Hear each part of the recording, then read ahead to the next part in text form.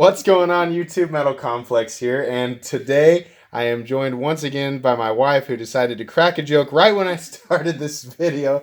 But I'm going to try to get around that so I can move on here. She has purchased two more random knives that we're going to be doing at the exact same time here on this video. Number one, please excuse the lighting. We're in our basement because it is not daytime, and I can't use daytime light for this, so the lighting's crappy. Sorry. I figured you guys wouldn't mind. Number two, this initially, and actually it still is, this is what we're doing here. It's designed to be kind of a semi-regular thing, maybe like every other week or maybe once a month or something. My wife will purchase a random knife within a price range that I designate, and then we will unveil it in sort of an episode like this, I guess. And the fun of it is that my wife is not a knife person, and I got this idea because we have this thing. It actually, she came up with it. Every year for our anniversary, she buys me a knife as a gift. The deal is that I can have zero input, and she uses all of the information she has collected from my infinite rambling that she does not care about at all, but is kind enough to listen to. She collects all that data because she listens in her head, and then she uses that information to purchase a knife she thinks that I will like. The first year, she got me the Lion Steel TRE Titanium, which was awesome. The second year, she got me the 2018 Microtech SOCOM Elite Manual, which was also awesome. And here on the very most recent video where she purchased a knife, she picked the DLT Trading exclusive S35VN Buck 110 Ultimate Hunter model, which was amazing. So in my book, she's 3 for 3, considering she's not a knife person. I said, hey, we should make this a regular thing because people seem to enjoy it. So I said, hey, this time, honey, I want you to pick a knife around or under $50 because I think that's a little bit harder. She had heard me throwing around terms like M390, titanium, USA made, blah, blah, blah. And so I think, with more money, it was a little bit easier for her. And I said, let's try under 50. So I said, let's go ahead and do 2 so that we can make an episode out of this. So she purchased 2 knives, and I'm telling you guys, some of you guys are not going to believe, especially after we unbox this, you're going to say, no way, you coached her. The only coaching that she got was, I said, here are some good brands to take a look at. And I gave her, what did I give you? 15, 16 brands, something like that. And I said, that is the only information I'm going to give you. And you go ahead and take a look. And these are the knives that she picked. She chose a Kershaw and a Kaiser. We're going to take a look at the Kaiser. Both of these knives are going to get full reviews. We're going to take a look at the Kaiser first, or I'm sorry, the Kershaw first. I'm going to open this up here. I was so impressed. So she picked it and then bought it, and then I didn't take a look at it until after it was purchased and it was all done. That way, it couldn't be like a, I don't know, don't go with that one. It wouldn't be very good. I wanted this to be organic. So this is what she chose. This was the first one she chose. This is the, let me get the model number exactly right. This is the Kershaw Link 1776BRZBW. And I imagine that stands for bronze and black wash. So this is what did this knife cost you? Just under 50. Under 50, it was like 40, 45 bucks, something like that. So the Link is a model that a lot of people are familiar with. Here's the crazy thing. This is actually a $50 or sub $50 USA made knife. Again, please excuse the lighting here. Made in the USA. This is that oh gosh, what is the name of that steel? It's not ACR 13 MOV. I'll get the steel exactly right when we do the review, but it's also a fairly impressive steel. Somebody in the comment section can mention it when as soon as this video goes up. I'm sure they will. But this is an impressive knife, and it's a well-liked knife by the knife community. On top of that, I think it's cool. While I'm not the biggest fan of these particular scales, which are aluminum, by the way, it is kind of cool just to see something different as far as like what normally comes through my hands. Because when I choose knives, she's seen them all. I choose titanium, so like stonewashed titanium, or I choose black G10. And I don't have any other knives that have this black washed. It's sort of an acid washed, tumbled blade, and certainly not a bronze aluminum handle. So it's kind of neat, you know. The blade on here is kind of wants to be a sheep's, but not really. You know what it makes me think of is the ZT0095. It's just shorter. This is about a 7.5 inch blade overall, with probably a 3 to 3.25 inch blade. You can see kind of how it fits in my hand, but why don't you pick that up so that you can model that there. Yeah, in her hand, that's a little over here, right there, a little bit more to the left there. In her hand, she can get her fingers all the way around it and her palm all the way around it. So for her hands, it works out really, really well. So, I mean, I would call my hands medium large. If you've got hands that are about my size, this is about how it's going to fit. And, it's still comfortable. That's the thing, is it's going to fit in the hands of a lot of different people. So I've talked for about 6 minutes here. When you saw this, besides the price, what specifically attracted you to it? Was it just the color of the scales? Was it the shape of the blade or the color of the blade, or was it kind of a combination with everything? Well, I normally go for black, so I was trying to pick something different. I don't like really any colorful scales ever, so this was about as crazy as I could get. But I like the dark bronze with the black, and then I like the heavy stonewash. Is that what you call it? On the blade, On yeah. the blade. Yeah. And I like how long the blade is for how small the knife is, I guess. That's a good point. I didn't even think about that. So the blade to handle ratio is really good on this. That's really cool. That's right. She is a lot like me in that, the colored scales are not something that she normally picks. So I find that interesting. And I like the flipper. The flipper. Do you like the flipper, the assisted nature of the flipper? Okay. It reminded me a lot of my blur. So. Okay, yeah. So, you guys know who have been subscribed. Her knife that's hers, that I got her within the first year of our relationship, was the Kershaw Blur. And so she likes that. She likes the assisted stuff. Though she is really, really good at flipping knives, and is really good at figuring out the detent and how it's kind of tuned to each specific knife. So that's pretty cool. Let me ask you this. Does this knife look and feel like you thought it would when you saw it in the picture? Mm-hmm. Like exactly? Yeah.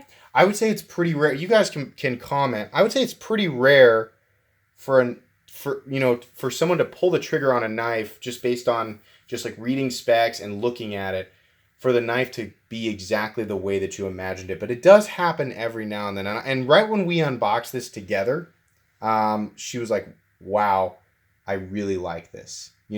And generally, if she doesn't like something, you're pretty organic about it. You'll go, I hate this. This is terrible. I don't like it at all. So, on top of that, fit and finish on this guy was excellent. Nice lock up there. No blade play up, down, left to right. Fit and finish.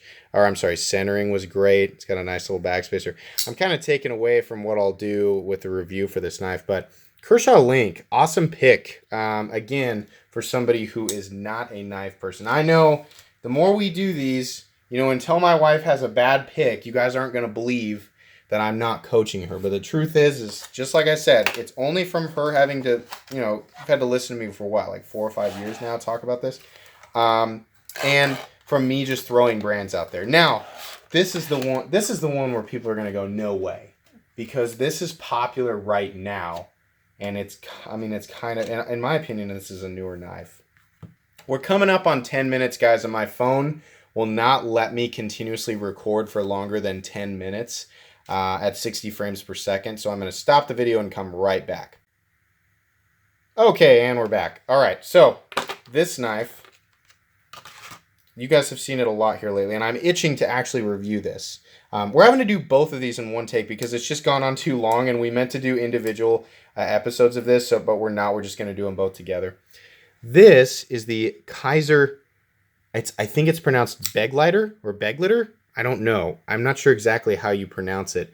But she went for the version, this is black G10 with a blue pivot collar. I think actually do they all have the same pivot collar, or do you remember?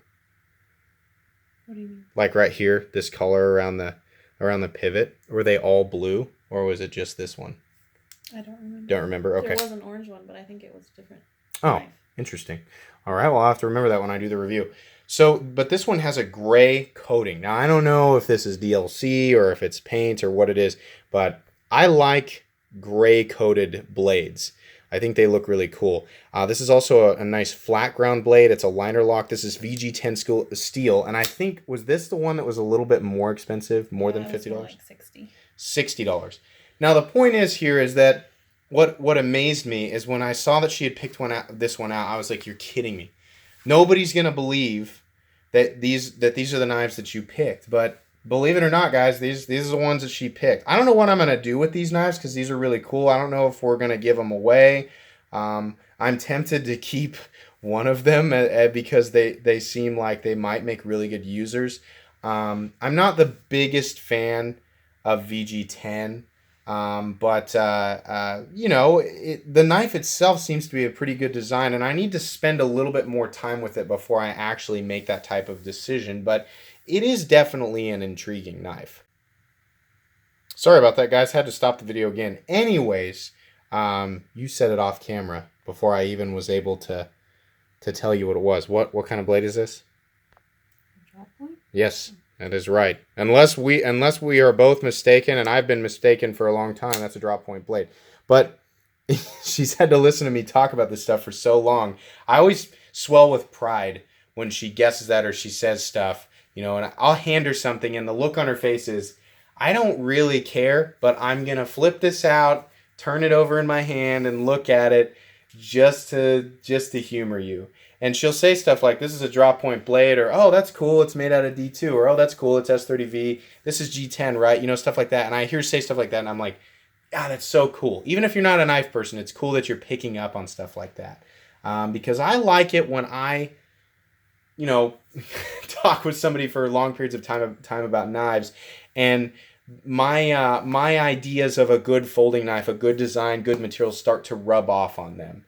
And I can see them picking up on little things that I think make knives really, really good. So anyways, I'm sorry I was rambling there, but that's the truth. That's what I feel like. So what drew you to this one when you were taking a look? You know, this was your second pick. What specifically drew you to this one?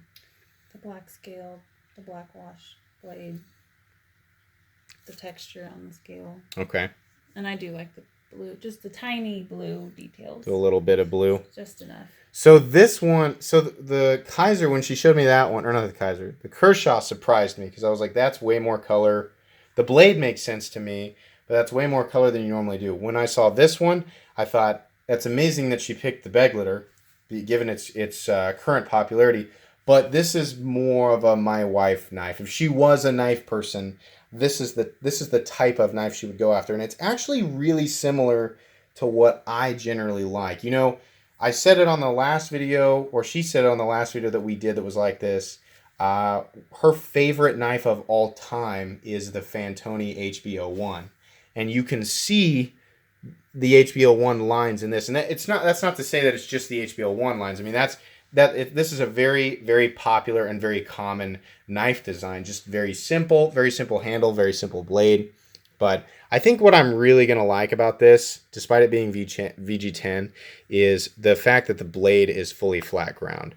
That's pretty cool. On top of that, this is one that is running on phosphor bronze washers, which is going kind of against the grain right now for what's popular in this caliber of the knife world.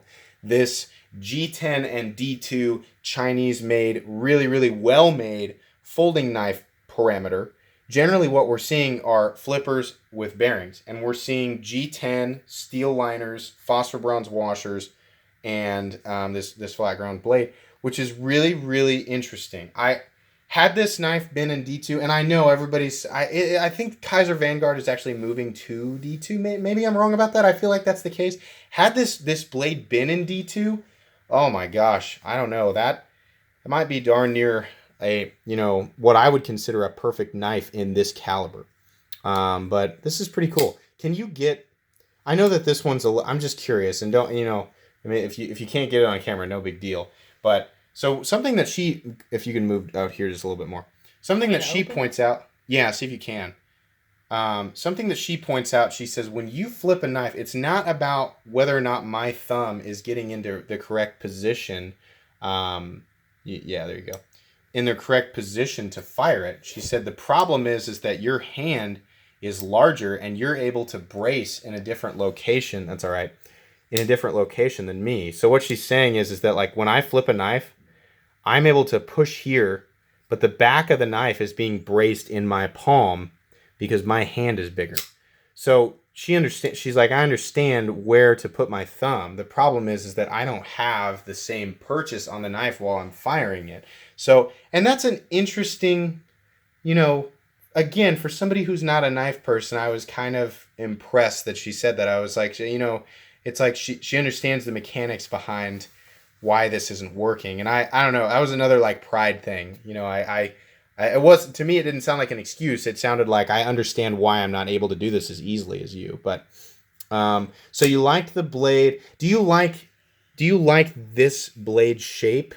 Or, if there was something that you could change about it, like, okay, for example, this knife up here has what I always call a swedge, and then this part that runs in between the swedge and the drop or the bevel is the flat.